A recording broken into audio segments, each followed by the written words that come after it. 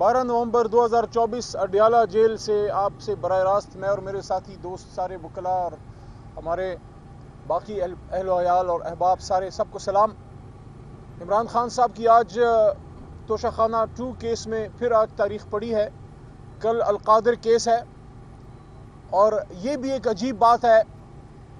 کہ کیس کا نام القادر کیس ہے، لیکن میڈیا میں آپ سنتے ہیں 190 ملین پاؤنڈ کیس، کیونکہ وہ شرم آتی ہے القادر کا نام لیتے ہوئے، کیونکہ جب یہ القادر کا نام لیں گے تو پھر قوم پوچھے گی کہ القادر کیس کیا ہے، تو پھر ان کو بتانا پڑے گا کہ یہ جناب وزیر اعظم عمران خان صاحب پہ کیس اس بات کا ہے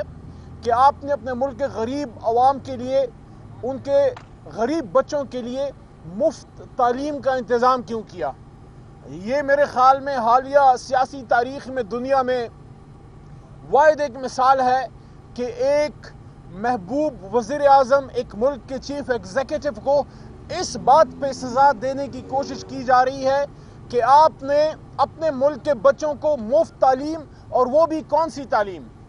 دین کی تعلیم۔ حضور صلی اللہ علیہ وآلہ وسلم، صحابہ کرام رضی اللہ عنہم اجمعین اور اہل بیت اور اسلامی تاریخ، ہمارے زعماء، ہمارے علماء اور اسلامی تاریخ کے سلف سالفین کے بارے میں، اور ہماری جو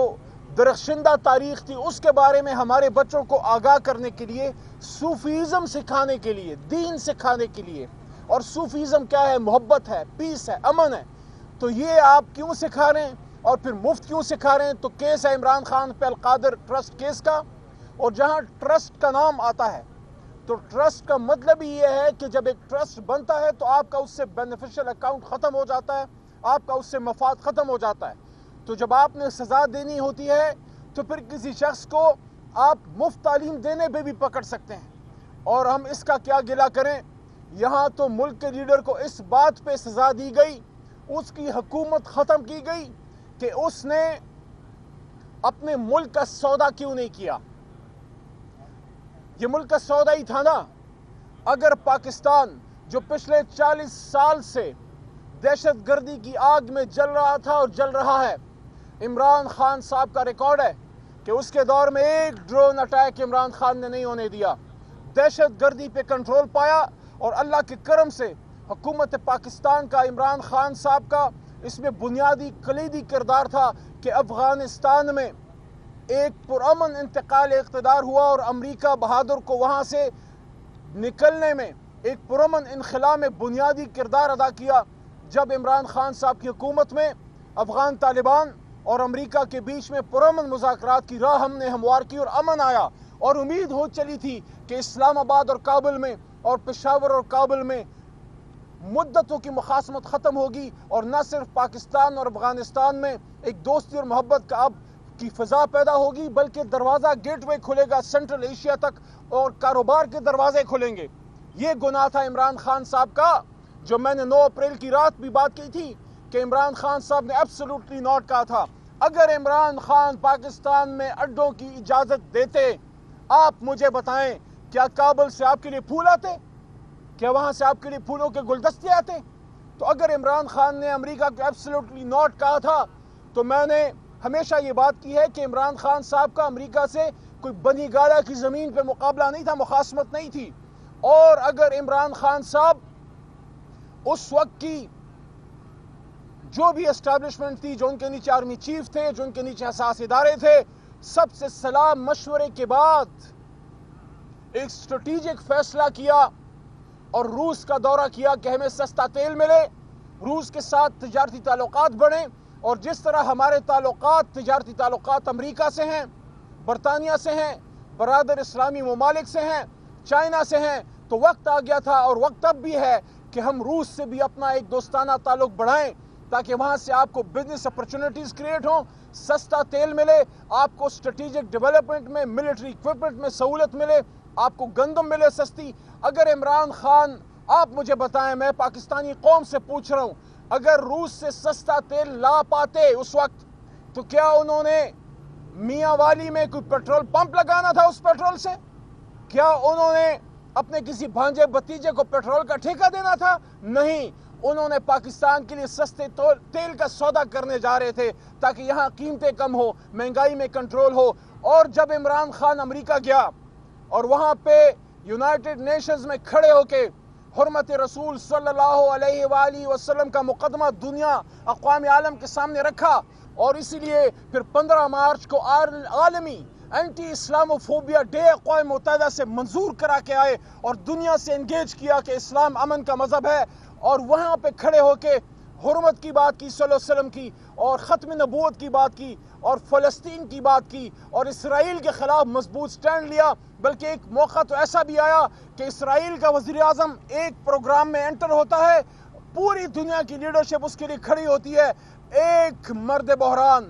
ایک وقت کا ملنگ زمین پہ اپنی کرسی پہ بیٹھا رہتا ہے، وہ وقت کے فرعون کے لیے کھڑا ہونا بھی اپنی توہین سمجھتا ہے۔ ایک عمران خان تھا جو بنجامن نیتن یاہو کے لیے کھڑا ہونا اپنی توہین سمجھتا تھا۔ یہ اس کو ان چیزوں کی سزا ملی ہے۔ میں نے پچھلے ہفتے عمران خان کو یہ بات کی بھی، میں نے ان کو کہا کہ خان صاحب، جب آپ نے، مجھے نہیں پتا یہ میری باتیں چلائی جا رہی ہیں یا نہیں، کسی میں سکت ہے چلانے کی یا نہیں، لیکن OIC کانفرنس جب ہوئی، جب عالم اسلام کی کانفرنس لیڈرشپ کو اکٹھا کیا گیا اور عمران خان نے پارلیمان میں سپیچ کی، یہ بنیادی بات میں پاکستان کے نوجوانوں کو بتانا چاہتا ہوں، یہ اپنے سینوں پہ اپنے دلوں میں لکھ لو، یہ عمران خان کو ان چیزوں کی سزا دی جا رہی ہے کہ تمہاری جرت، تم ایک اسلامی ملک، ایک غریب ملک جو قرضوں کے بوجھ تلے دبا ہوا ہے، جو ہر بات کے لیے امریکہ بہادر کی طرف دیکھتا تھا، جو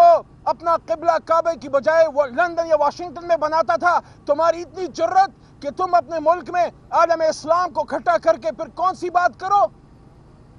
آؤ، عمران خان کہتے ہیں دنیا کی اسلامک لیڈرشپ کو آؤ اسلامک بلاک بناتے ہیں، آؤ مسلم امہ ایک اسلامک بلاک بناتے ہیں تاکہ ہم کشمیر کا، فلسطین کا اور دنیا کے ہر جگہ جہاں مسلمانوں سے ظلم ہوتا ہے اس کا پوچھ سکیں۔ میں اس حال میں موجود تھا، میرے بائیں طرف اس وقت کے ہمارے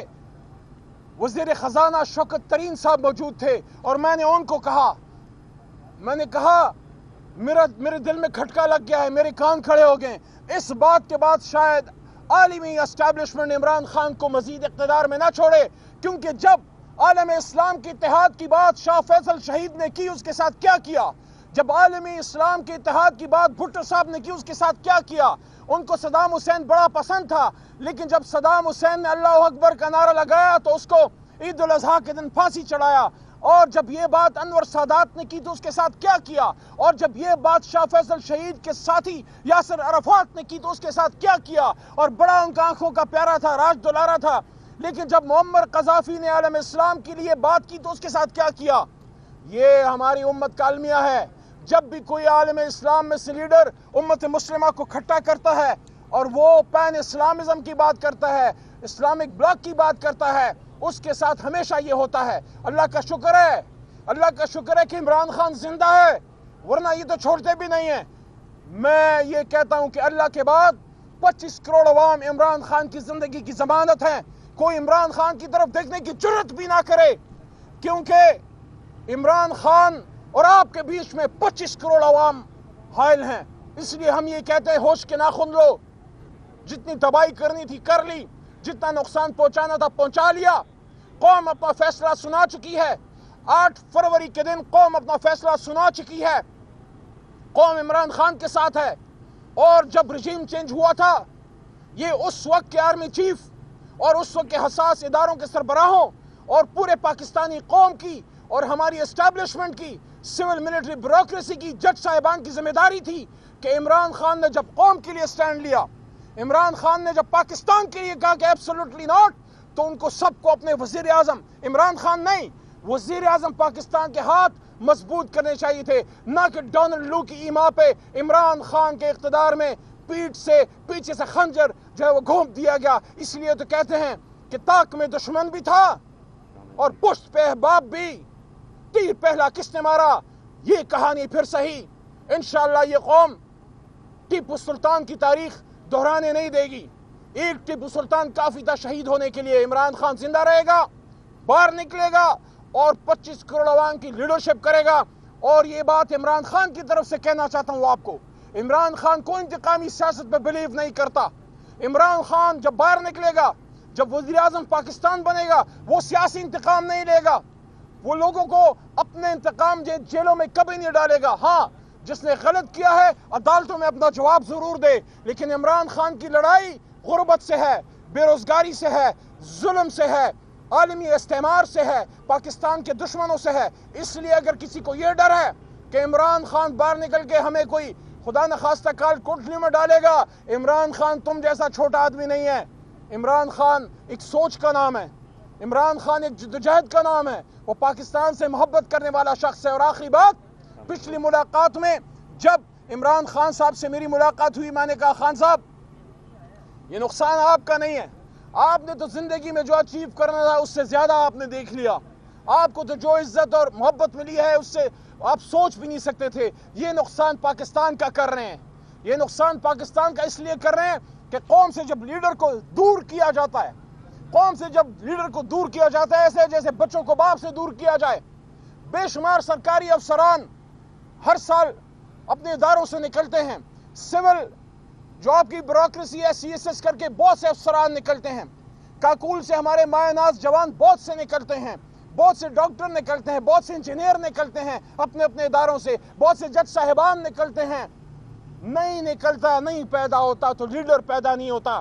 اور جب لیڈر پیدا ہو جائے تو اس کے ساتھ پھر ہم یہ کرتے ہیں جو ہم نے عمران خان کے ساتھ کیا ہے. ہزاروں سال نرگس اپنی بے نوری پر ہوتی ہے,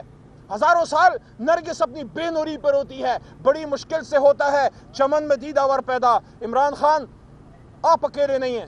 25 کروڑ عوام صرف یہ نہیں, پورا عالم اسلام آپ کے ساتھ ہے. پاکستان زندہ باد, عمران خان پائندہ باد.